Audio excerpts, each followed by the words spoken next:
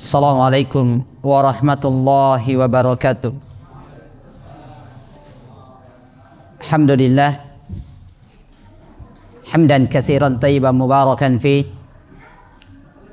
kama yuhibbu rabbuna wa yardah. Asyhadu an la ilaha illallah wahdahu la syarika lah wa asyhadu anna Muhammadan abduhu wa rasuluh.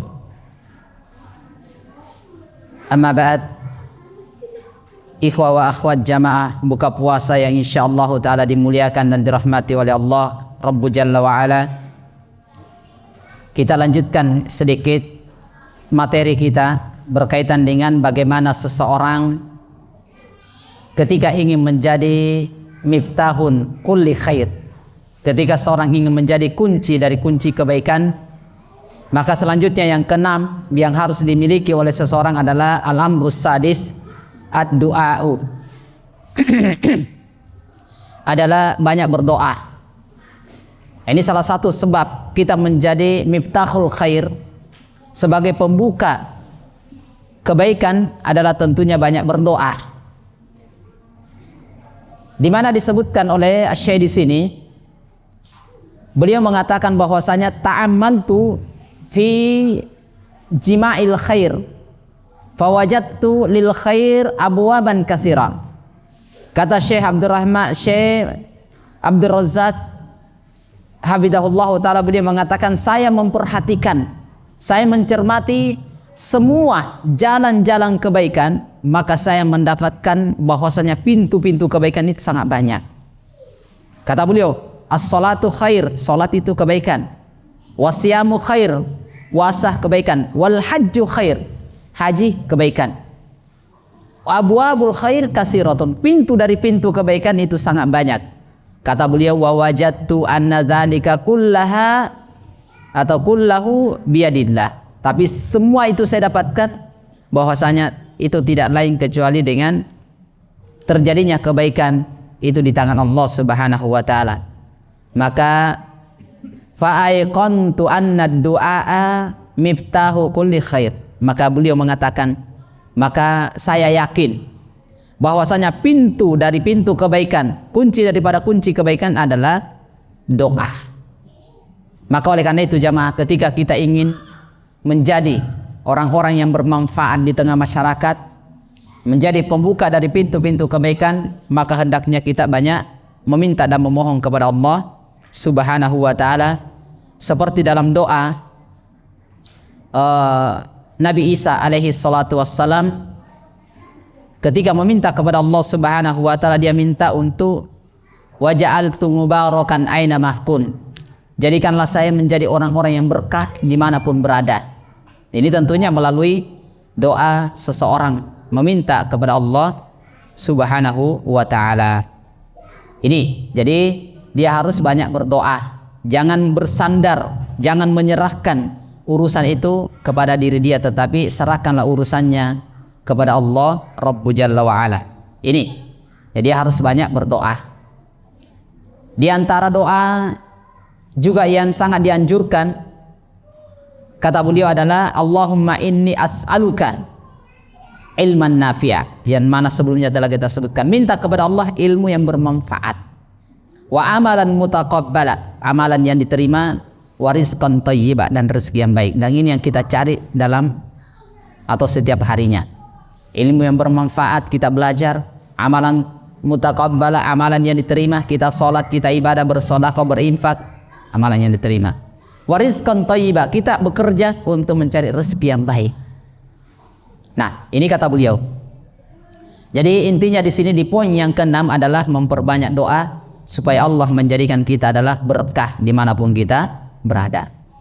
Kemudian al-amrus sabi, perkara yang ketujuh, sifat yang harus dimiliki oleh seseorang supaya bisa menjadi kunci dari kunci kebaikan, penyebab terjadinya sebagai sebab terlaksananya kebaikan adalah at-tajannubu mawaridil fitan. Nah, ini yang banyak juga ini.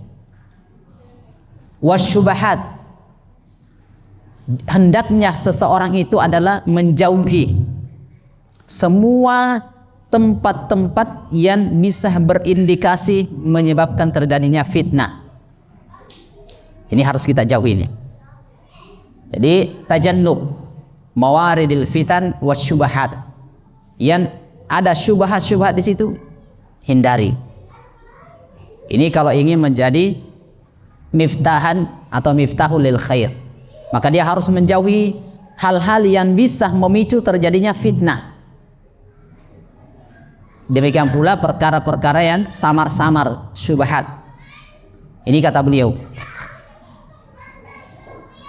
Beliau menyebutkan bahwasanya minal umuri allati yakunu biha al-mar'u miftahan lil khair, kata beliau, di antara sebab seseorang bisa menjadi kunci dari kunci kebaikan, tajannubu mawaridil fitan wasyubahat, bahkan wal hadzru minha.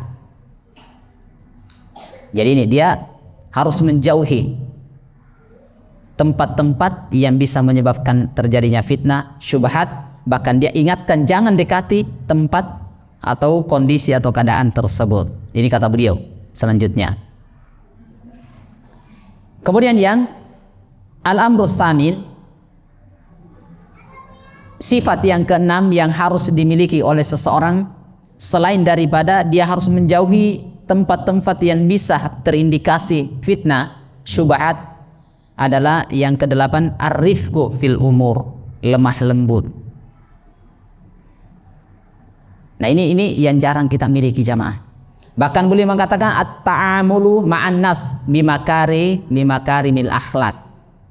Kita harus punya sifat lemah lembut. Kita harus ta'amul, bergaul, bisa bergaul dengan masyarakat, dengan manusia, dengan akhlak yang mulia.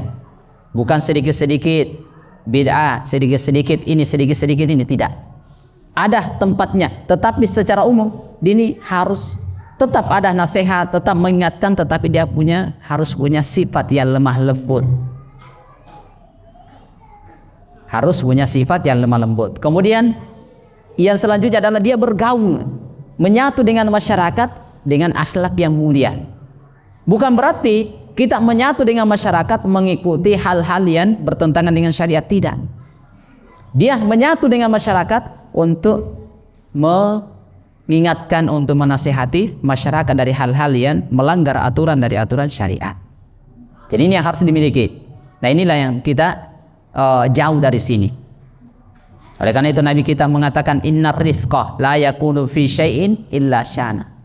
Tidaklah kelemah lembutan itu ada pada seseorang kecuali akan memperindah kondisi tersebut. Tetapi ketika kelemah lembutan ini tidak ada pada seseorang, maka yang akan muncul kekacauan. Akhirnya muncul anggapan hanya kita yang mau menang sendiri. Agama ini kayak milik dia, surga kayak milik dia. Kenapa? Karena akhlak dan perbuatan kita tidak bisa bergaul tentunya dengan batasan-batasan syariat kepada masyarakat. Dan yang ada pada kita adalah sifat yang keras, kaku, kolok dan ini. Ketika ingin menjadi miftahul khair, maka miliki sifat ini adalah ar-rifqu. Dan terkadang juga jamaah begini, ada seorang suami masya Allah bagus di luar, bagus sekali, sesama teman-temannya bagus, sesama sahibnya masya Allah, tetapi ketika dia berada di rumah seperti singa, dia ingin mangsa istrinya, dia mangsa anaknya, akhirnya rumah tangganya kacau. Nah ini yang dibutuhkan dalam rumah tangga, juga di masyarakat dibutuhkan yang namanya lemah lembut, dan dia harus bergaul. Tapi ingat ya, dengan sebatas yang tidak bertentangan dengan syariat. Bukan berarti mereka terjatuh dalam kesyirikan, kita harus ikut bersama untuk melaksanakan kesyirikan, tidak. Inilah yang biasanya orang-orang yang mengenal sunnah itu dianggap, ya ini punya kelompok tersendiri, dia sudah tidak mau menyapa kita. La salam wala kalam, ini tidak boleh ya, seperti itu. Oleh karena itu Nabi kita Muhammad sallallahu alaihi wasallam mengingatkan kita untuk adalah ifsyau salam. Ifsyau salam adalah sebarkan salam ila man arafta wa ila man lam ta'rif. Ifsyau, sebarkan salam kepada orang yang kamu kenal dan orang yang kamu tidak kenal. Kalau terkadang kita tidak jamaah, kalau kita tidak kenal ya sudah, cuekin, tidak ada salam lakalan. Ini yang perlu kita ketika ingin menjadi miftahul khair, maka kita harus memiliki sifat ini, lemah lembut dan dia pandai bergaul. Tetapi sebatas tidak terbawa dengan kebiasaan-kebiasaan yang bertentangan dengan syariat. Wallahu ta'ala alam bissawab. Ini yang disebutkan oleh Asy-Syaikh rahimahullahu ta'ala. Oleh karena itu Nabi sallallahu alaihi wasallam mengatakan innama bu'itsu liutammima salihal akhlak. Saya diutus di tengah-tengah manusia adalah untuk menyempurnakan akhlak yang baik.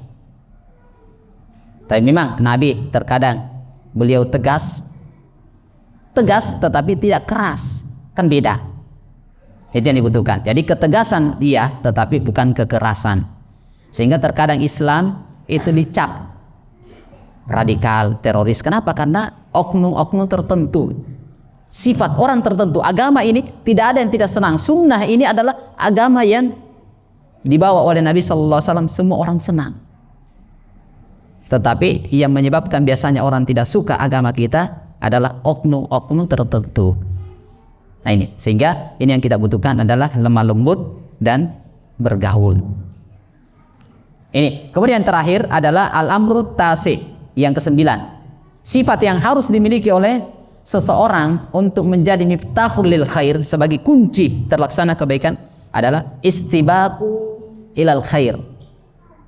Dia harus terdepan mengerjakan kebaikan. Nah ini juga jadi masalah jamaah. Kita hanya bisa menyuruh tapi jadi penonton. Kalau ingin menjadi kunci dari kunci kebaikan, terlaksananya suatu kebaikan, kita yang dulu harus menjadi contoh. Kita anjurkan orang bersedekah, kita anjurkan orang menyumbang, tapi kita sendiri tidak menyumbang. Kita suruh orang membaca Al-Quran, kita sendiri tidak baca Quran. Kita anjurkan, kita suruh orang untuk sholat malam, kita sendiri tidak sholat malam. Ini jadi masalah. Sehingga disebutkan al-istibaqu lil khair atau ilal khair. Dia dulu. Oleh karena itu Allah Subhanahu wa taala menyebutkan dalam Al-Qur'an, laqad kana lakum fi Rasulillahi uswatun hasanah liman kana yarjullaha wal yawmal akhir wa dzakarallaha katsiran. Sungguh telah ada pada Nabi kita Muhammad sallallahu alaihi wasallam contoh yang terbaik, teladan yang terbaik. Ketika dia perintahkan, dia dulu yang kerjakan. Sama dengan ini jamaah. Terkadang kita menginginkan, mengharapkan anak kita itu menjadi anak yang soleh dan soleha, tetapi orang tuanya bukan jadi qudwah. Kita larang anak kita main HP, main game, tapi bapak dan ibunya main game. Kita suruh anaknya baca Al-Quran, orang tuanya tidak baca Quran. Anaknya disuruh ke masjid, tapi bapak tidak ke masjid. Nah ini semuanya. Sehingga dia harus menjadi qudwah. Dia dulu yang menjadi contoh, baru yang lainnya. Maka sama, ini berlaku di tengah kaum muslimin. Ketika kita menyuruh seseorang, maka kita dulu yang harus terjun di dalamnya. Kita dulu yang harus ada di situ. Saya kira ini jamaah yang dimuliakan oleh Allah Subhanahu wa taala, beberapa hal. Jadi kita punya harus al-istibaqu ilal khair, kita yang menjadi contoh terlebih dahulu. Nah, wallahu taala a'lam bissawab. Saya kira ini karena waktu sudah berbuka puasa sudah hampir insyaallah taala. Ini yang sedikit yang saya bisa bacakan. Alafu minkum jami'a, karena kondisi yang tidak memungkinkan akhirnya ini yang bisa kita sebutkan insyaallah taala.